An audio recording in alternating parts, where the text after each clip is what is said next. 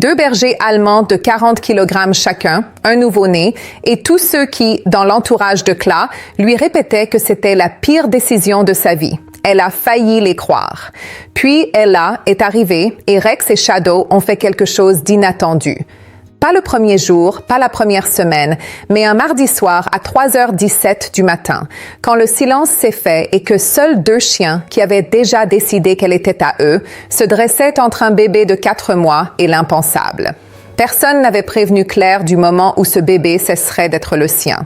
Ni sa mère, ni son médecin, ni les 3 voisins qui, pendant 6 mois, lui avaient répété que garder 2 bergers allemands avec un nouveau-né était la pire décision de sa vie. Personne ne l'avait prévenu qu'un mardi soir à 3h17 du matin, en entrant dans la chambre de sa fille, elle comprendrait enfin, sans l'ombre d'un doute, qu'Ella ne lui appartenait plus seulement. Elle leur appartenait. À eux deux. Claire possédait Rex et Shadow depuis avant son mariage. Rex était arrivé le premier. Un berger allemand noir et feu de 42 kg, avec des oreilles dressées comme des antennes radio et des yeux qui ne laissaient rien passer. Shadow est arrivé 14 mois plus tard, un peu plus petit, 40 kg, avec un pelage plus foncé, un tempérament plus calme, le genre de chien qui observe une pièce avant d'y entrer. Ils étaient dressés, obéissants, fidèles comme seuls les bergers allemands savent l'être. Non seulement envers une personne, mais envers une cause. Et pendant 3 ans, leur cause avait été claire. Quand elle est tombée enceinte, les avertissements ont fusé. Sa mère a appelé de loin. Tu dois leur trouver un nouveau foyer avant l'arrivée du bébé. J'ai lu des histoires. Claire. Sa voisine a frappé à sa porte un samedi matin, spécialement pour lui apporter un article sur les grandes races et la sécurité des nourrissons. Elle le lui a tendu sans la regarder et est repartie. Sa propre sœur, qui ne s'était jamais intéressée au comportement canin, était soudainement devenue une experte. Ils sont imprévisibles. On ne sait jamais comment ils vont réagir. Un seul faux pas.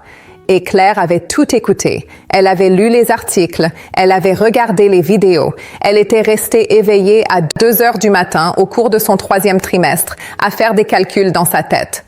Puis elle regarda Rex et Shadow, tous deux endormis sur le sol à côté d'elle, et prit sa décision. Il resterait. Ella naquit un jeudi de septembre, pesant 3,2 kg, enveloppée dans une couverture blanche ornée d'un nœud rose plus grand que son poing. Le trajet en voiture depuis l'hôpital lui parut interminable. Le mari de Claire conduisait. Claire était assise à l'arrière, près du siège auto, une main posée sur la poitrine d'Ella, sentant sa respiration. Rex et Shadow attendaient à la porte. Le mari de Claire entra le premier, leur dit de s'asseoir, leur dit de rester. Ils s'assirent, ils restèrent, mais leurs yeux étaient rivés sur le siège auto dans les bras de Claire avec une intensité qui lui coupa le souffle. Elle installa Ella sur le sol du salon, toujours dans son siège auto, et recula. Rex fut le premier à bouger, lentement, chaque pas délibéré, comme s'il comprenait l'importance du moment. Il s'arrêta à 45 cm du siège auto, baissa la tête et prit une longue inspiration. Puis il leva les yeux vers Claire, puis les reporta sur Ella. Ensuite, il s'allongea à plat ventre, les pattes avant tendues vers elle, et resta immobile. Shadow vint ensuite. Même approche, même pas prudent. Elle fit un tour complet autour du siège auto, un lent cercle, puis s'installa du côté opposé à Rex. Tous deux formèrent un cercle autour d'Ella sans qu'on le leur demande, sans un seul ordre. Claire se tenait au milieu du salon et sentit quelque chose changer. « Ils le savent déjà », pensa-t-elle. « Ils savent déjà qu'elle est à nous. » Vous regardez encore, mais vous n'êtes pas encore abonné? Ça me fend vraiment le cœur. Abonnez-vous maintenant. Vous allez vouloir voir la suite. La première semaine fut un modèle de précision. Rex et Shadow avaient toujours été des chiens actifs, énergiques, physiques, le genre de chiens qui emplissaient chaque pièce de leur présence et de leur mouvement. Autour d'Ella, ils se transformaient complètement.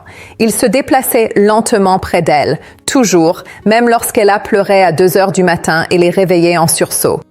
Il se levait prudemment, silencieusement, et se dirigeait à pas feutrés vers la porte de sa chambre sans se presser. Il ne l'encombrait jamais, ne se disputait jamais l'espace à ses côtés. Chaque matin à 6h20, avant que le réveil de Claire, avant que son mari ne bouge, Rex se levait de sa place sur le sol et se dirigeait vers le berceau d'Ella. Il n'aboyait pas, ne le poussait pas, restait simplement là à regarder à l'intérieur jusqu'à ce qu'Ella s'agite. Shadow avait sa propre méthode. Elle dormait juste à côté du berceau, sa respiration si régulière et profonde que Claire commença à se demander si Ella avait appris à s'y lier. La nuit où tout est devenu permanent était un mardi de janvier. Ella avait 4 mois. Claire dormait depuis 22 heures, épuisée par un double quart de travail, comptant sur son mari pour le biberon de minuit. Elle se réveilla à 3h17 au son d'un bruit qu'elle n'avait jamais entendu de la part de ses parents. Avant, ni aboiement, ni gémissement, quelque chose entre les deux.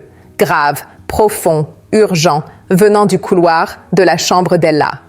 Claire bougeait avant même d'être complètement réveillée. Elle poussa la porte et s'arrêta. Rex se tenait au fond du berceau, les pattes avant sur la barre, regardant Ella. Shadow était collé contre le côté, le nez entre les barreaux, émettant le même son grave, régulier, insistant, impossible à ignorer. Le visage d'Ella était pâle. Ses lèvres avaient une légère teinte bleutée. Sa poitrine se soulevait, mais anormalement, trop superficielle, trop lente. Claire prit sa fille dans ses bras et courut. L'hôpital était à 11 minutes. Elles y arrivèrent en 7. Le médecin prononça un seul mot, sévère. « Si vous aviez attendu 30 minutes de plus, dit-il, comment auriez-vous su qu'il fallait venir ?» Claire repensa à Rex contre la barre du berceau, au nez de Shadow entre les barreaux. Ce son grave, profond, impossible à supporter. « Mes chiens me l'ont dit, » dit-elle. Ella a maintenant 14 mois. Elle a appris à marcher en s'appuyant sur le dos de Rex. Shadow laisse Ella lui mettre des nœuds dans le pelage. Elle reste parfaitement immobile pendant que ses petites mains ajustent les pinces. La voisine de Claire, celle qui lui avait apporté l'article, l'a interpellée sur le trottoir le mois dernier. « Tant mieux, » dit Claire. « C'est grâce à eux qu'elle est là. » Puis elle ajouta, « Ma sœur est enceinte. Elle a un berger allemand. Dites-lui de le garder. » Claire répondit, « Dites-lui de lui faire confiance. » Les bergers allemands sont la 3e race de chiens la plus intelligente au monde. Ils ne se contentent pas d'obéir aux ordres. Ils comprennent le contexte. Ils perçoivent les émotions. Ils analysent l'atmosphère. Ce que Rex et Shadow ont fait cette nuit de janvier n'était pas un entraînement. Ce n'était pas seulement de l'instinct, c'était de l'attention. Une attention pure et ininterrompue à 3 heures du matin. Si vous ramenez un bébé à la maison et que vous avez un chien de grande race, ne cédez pas à la peur. Observez le chien, apprenez à le comprendre, car il vous observe déjà et apprend déjà à comprendre le vôtre.